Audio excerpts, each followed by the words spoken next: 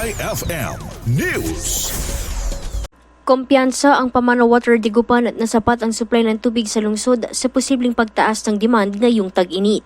Sa eksklusibong premyo ng IFM News Dagupan kay Pamana Water Dagupan spokesperson Margarita Navata, sobra-sobra pa umano para makapag-supply sa buong populasyon ng Dagupan ang nasa abot 1 million cubic meters ng tubig na nadya-generate ng tanggapan kada buwan.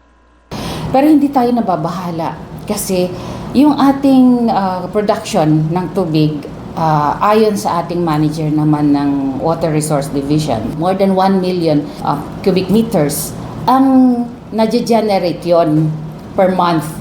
Ilan yung population ng Dagupan? Sabihin mo ng 180,000. Ilan yung nakukonsumo bawat tao? Mga 5 cubic meters. Yan sa paligo, panglaba. Bawat tao yon. So, yun, sobra-sobra pa, including mga establishment natin, mga government offices. Yan ang tinig ni Pamana Water Dagupan spokesperson Margarita Navata. Hindi rin naman nababahala ang tanggapan sa inaasahang dagsa ng mga bisita sa lungsod na magpapataas sa demand ng tubig.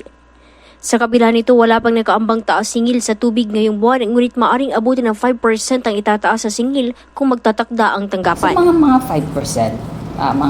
In the past, according to our sa business center ng Pamana, may mga pagtaas mga 5 to 10% sa extreme naman. Ganon. Dagdag ng opisyal, patuloy na pinaiigting ng tanggapan ang mga hakbang upang tugunan ang mga reklamo at pangangailangan ng publiko sa tubig. Kasama mo mula dito sa IFM Dagupan, ito si Idol Jam Victorio, Tatak IFM. IFM News. IFM News. IFM News.